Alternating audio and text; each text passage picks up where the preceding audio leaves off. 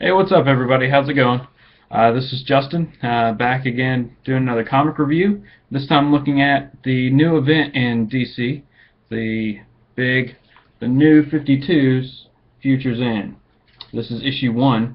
Got a good shot of the Grifter, Batman Beyond, and Firestorm on the cover here. And this is really the second issue. The first issue, issue 0, came out on Free Comic Book Day. And that gave a lot of backstory of what was going on, and you know, I'll kind of go into that one to give a little backstory on this one. If you didn't get it, if you weren't able to pick it up, basically that's set in the future. It's either 25, 30 years, something like that in the future. I guess a little bit beyond. Well, yeah. So say 30 years in the future. And Mother Eye, this some sort of Big Brother is watching you type program that was supposed to find, you know, crimes before they happened, or, you know, help the Justice League navigate, something like that. But this program apparently was created by Bruce Wayne and Mr. Terrific, or Batman and Mr. Terrific. But something's gone terribly wrong with it. It's, you know, killing everybody, turning them into robots, even Justice League members. It looks like it's pretty much gotten to everybody in issue 0. So there's this big plan. They're gonna, you know, Batman's gonna go back in time and stop it from happening. Of course, that all kind of goes to crap, and it ends up that Batman Beyond goes back, but instead of going back to the right time, he comes out and he's 5 years after he should have been there. And I think that's 5 years in the future from now. I'm not sure, not 100% sure. So I'm thinking that this whole story takes place 5 years in the future. But this issue, issue 1, we'll give a rundown. Brian Azzarello, Keith Giffen, Dan Jurgens, Jeff Lemire, and Patrick Zircher all contributed to this book. And it's really 4 stories in one. Our first story is Batman Beyond. And he's overlooking this city. He's 5 years in the future, but he's really needing to be in the present. And our present, not his. And so he's, cut off. It was a one-way trip. Finds out that he missed the time window of 5 years because it was set for Bruce, and Batman Beyond's his physiology is different. So he just kind of goes through this whole deal of trying to figure out what he's going through. He's talking to Alfred, which at this point it seems like some sort of AI program that he has contact with in his suit. And then, one of these creatures actually followed through, one of these half-human, half-robot things from Mother Eye. Mother Eye? I don't remember what it's called. Sorry. But, so he has to fight that. All the while, there's some guy watching him, and it looks like he's wearing, like, Google glasses or something like that. So he just looks like he's recording it, but I'm not sure. So that's Batman Beyond's part in it.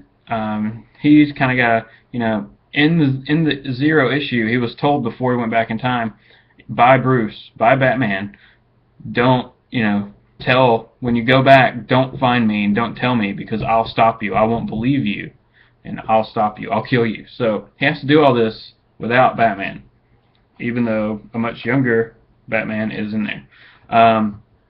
Our next story kind of jumps forward a little bit, or not even forward. It jumps out into space, and it's Stormwatch. And Hawkman's there. The only member I don't see is I don't see Jenny Quantum. So I don't know if she's on the ship or what, but they're out in space on the ship. Something happens and it pulls them out of their, that interdimensional type thing where they travel, where no one should be able to pull them. But yeah, the ship's taken over somehow. It's pulled out of space. The ship's defenses come online and start shooting at our guys.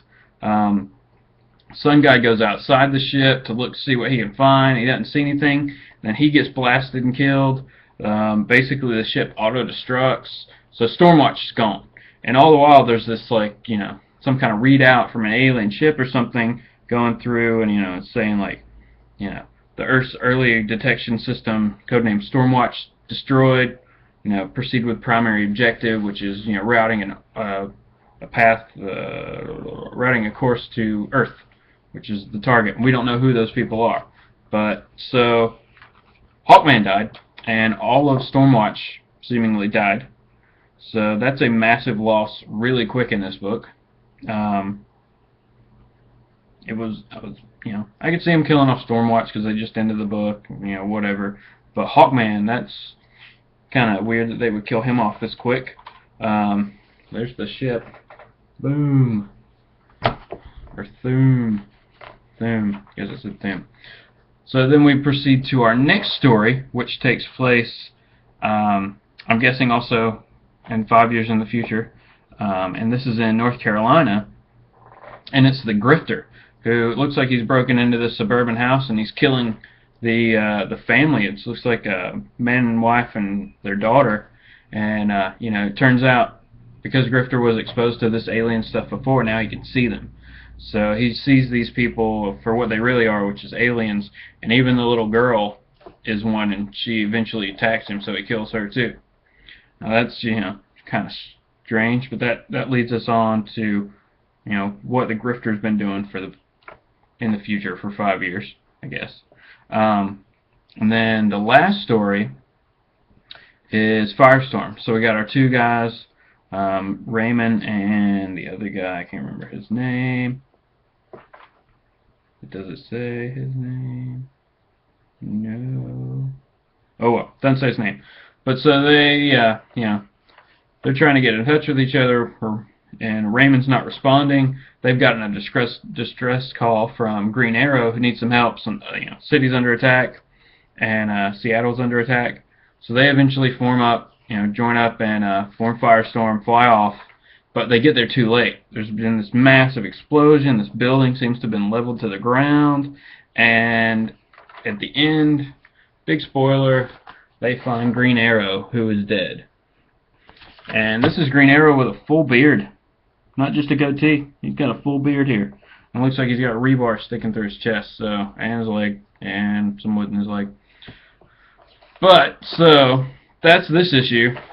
Future's End, issue number 1.